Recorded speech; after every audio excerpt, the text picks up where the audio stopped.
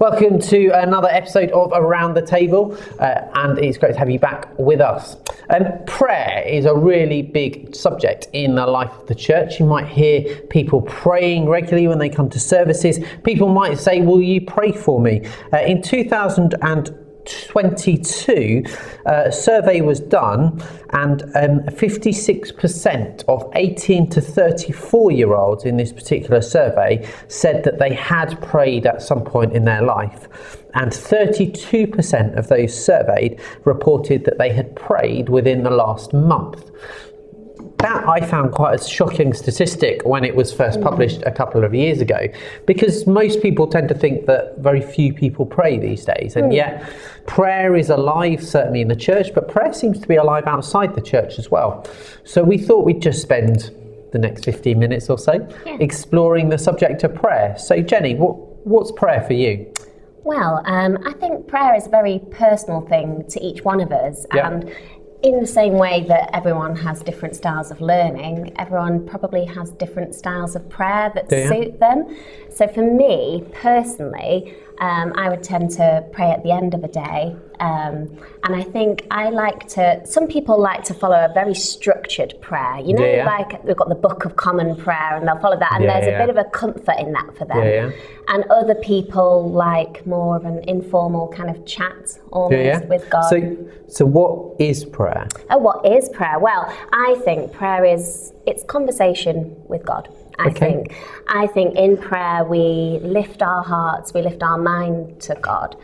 And I think prayer really helps us to understand more of God. I think it helps us develop a relationship with God, with Him. I think it can provide answers and wisdom, sometimes not always in the way you'd expect, or sometimes not always in the way you'd hope. And I think it gives a sense of peace as well. So I think every different religion will say that they pray, and I think they talk about actually it's offering who they are and what they're thinking in their lives to God. I think it's that. I guess it's a language, a way of communicating between earth and heaven, isn't it? It is. For Christians, it's not just us screaming aloud and shouting everything up at God and saying, "Why are you letting this happen?" though, is it? No. As you talked about, it's a two-way conversation. So there's an element of prayer that is about sharing what's going on in your life with God.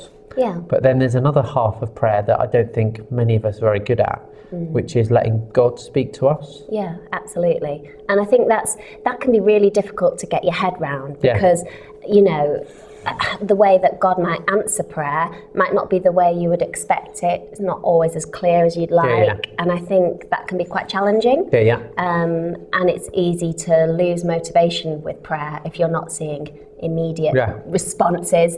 I think in society we kind of live in this we have instant gratification, don't we? So, if we've got a question, a burning question, you get on Google, your answer's right there. But if you're asking God for guidance, maybe He's not answered, or He might be saying not yet, but you're not happy with not yet. You want it to be yes now. You know?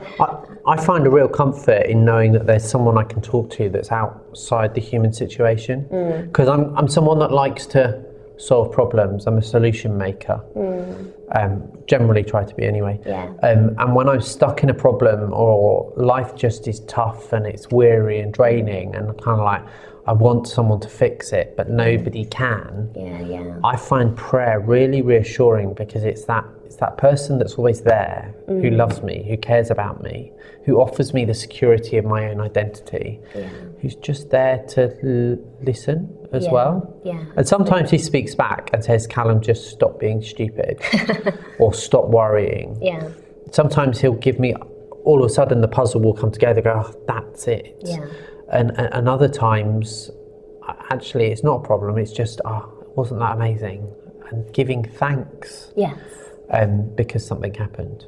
Absolutely. And I think giving thanks, I think that's a really important part of prayer. So when I approach prayer myself, and as I say, it's personal for everyone, I try and cover sort of 3 things in my prayer life then. And always the first would be thank you. And if you just give thanks for, it sounds really corny, doesn't it? But, for the blessings in my life. Because actually, if you do it at the end of the day, every day, it There's just always reminds me of something, isn't how lucky I am. And it's a bit, I guess, it's a bit like keeping a gratitude journal, which people do, and they say, don't they, keep an attitude of gratitude. And it just really helps your mental health to just stop and think, actually, I've got lots to be thankful for. And even if I've had a really rubbish day, actually, that it makes you focus on the wider picture that actually I'm really lucky.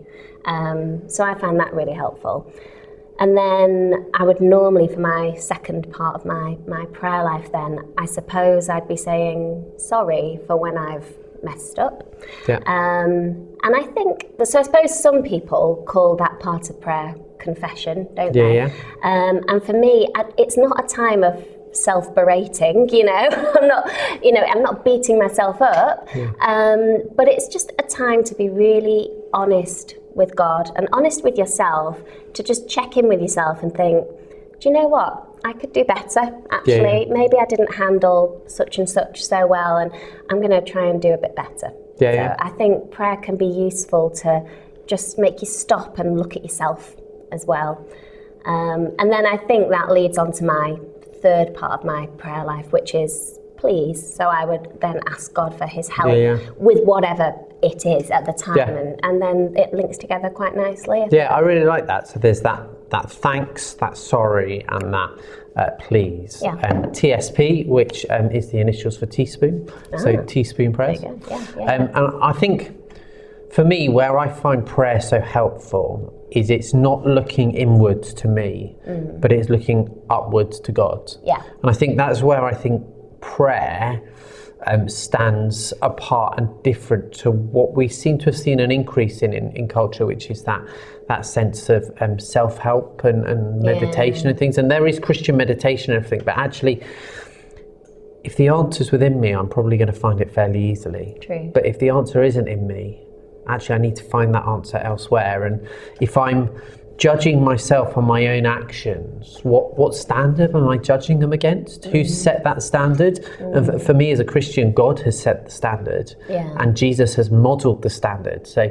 actually to communicate with him, because that's what he longs for, he can be showing those areas of my life where I'm not aligned with him. And equally asking God to show up in your life and to help with something. You're probably asking because you don't have the answers yourself. Yeah, that's true. That's very, very true. Absolutely. And I mean, how would you say that God answers prayers? That's quite a big question, isn't it? It's a massive question. I think I've seen practical answers to prayer in my life since I've been a Christian. And they've been very vivid and very clear. So the story I tell, and I'm sure I've told Jess this, and I'm sure she doesn't mind me telling this, but when I was at theological college, Jess was in Chester finishing her final year of uni, and we've been together a couple of years by this point. So I just sat down one afternoon and said, Lord, if you want us to get engaged and to live the rest of our lives together, get married and live the rest of our lives together, I need a date. And instantly this date just came into my mind. So I wrote it down in my diary, and a few weeks later I kind of went, right, well, if that really is the date that you want me to go and propose to Jess, I need some money, because as a theological student training to be a vicar, you don't get a lot of money, you're fairly poor. Just a warning to anyone exploring that. And so I just said, look, I need to buy a ring, I need to do all sorts of things really, but I'd like to have this amount of money to buy this particular ring. So I did some research, and I just said to God, look, this is the amount of money that I need. Didn't tell anyone, kept it all quiet, because you do when you're kind of thinking about all that sort of stuff. The next week in my pigeonhole at college, there was a letter or an envelope with my name on it, and inside there was the exact amount of money that I'd asked for. That's amazing. To the penny. Now some of you say that's a coincidence or something worked in your favour, whatever. If it's a coincidence, fine, but for me that's an answer to God's prayer. It doesn't always work like that. I'm still praying that God might provide me with enough money to go and get a nice house or something like that, or enough money to go on holiday, for example. He doesn't always answer those prayers, but for me that was one really clear example of God answering prayer. A few weeks ago I was having a really hard week. It was a difficult week, I guess, with a newborn and with work and all, it was all piling up, and was feeling fairly discouraged. But again, being a man, I didn't really talk about that to anyone. Yeah. But someone texted my work phone, a member of the church congregation. I've not actually told them this yet, so if they're listening, they'll begin to work out it's them. But they sent me a message and just said, look, been praying for you today. No, you don't have to carry everything on your shoulders. Even if you think you're going to be a disappointment, you're not. Come and talk to me, and I'd love to share the issues and the problems with you and encourage you, because I get that you might be feeling a bit down. That's amazing. I hadn't said that to this person. I still haven't, so I need to have a conversation with them either before or after this podcast comes out. But it was just a real encouragement for someone to message me out of the blue without them knowing anything that was going on, and to say, keep going, you're doing an amazing job almost, and just offer me some encouragement. And for me, that's God speaking to someone else and then through someone else in a time where I was too stubborn and human to accept any human person's help, and actually, if I'm honest, to accept God's help with the way I was feeling. Yeah, absolutely. I think I've been thinking about ways in which prayers have been answered for myself, and I'm sure I've had similar experiences where it's, someone's just known something, and how would they have known, and just to help me out. But one sort of example that stuck out in my mind was a couple of years ago I found a lump in my breast. Went to the doctors and they referred me sharpish over to Wythenshawe. That's good. And they were really, really good. They were fantastic there. But when I was there, the doctor said, I'm not worried about this lump, but I am worried about this one. And I went, oh, what one? And he found this other one. He was such a good doctor. And then it all became a bit of a blur. So they rushed me through for emergency biopsy. It was quite stressful. And every subsequent room I went to seemed to be getting worse results, and it was very stressful.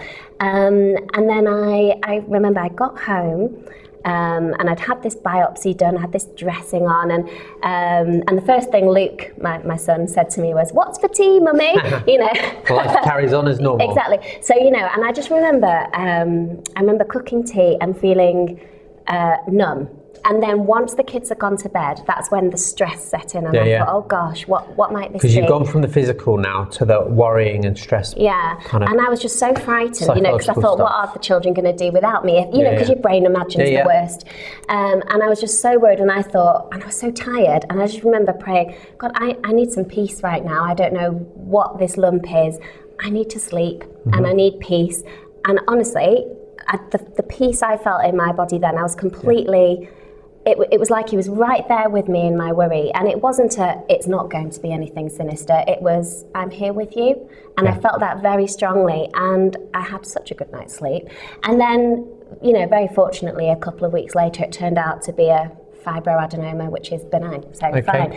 But I do feel that even if it hadn't been, I knew that God was there with me, and that I felt that very strongly. I'll not forget that. Yeah. Thanks for sharing that.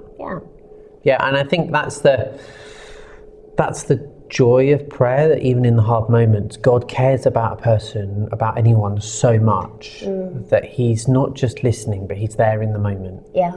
And sometimes you can pray one thing and it's almost like God's saying, I get you, I hear you, but actually you need this instead. Yeah. It's like your child on a hot day running up to you and saying, I need an ice cream. You go, well, I know you need an ice cream, but actually you could do with sitting in the shade and just having some water first. Yeah, absolutely. That's the better thing for you, whilst it might be nice to have an ice cream. As you can tell, it might be, by what we're wearing, it's quite hot outside as we're filming this. And that's this sense of crying out to God saying, I really need this. And sometimes he goes, yes, you do, here you go.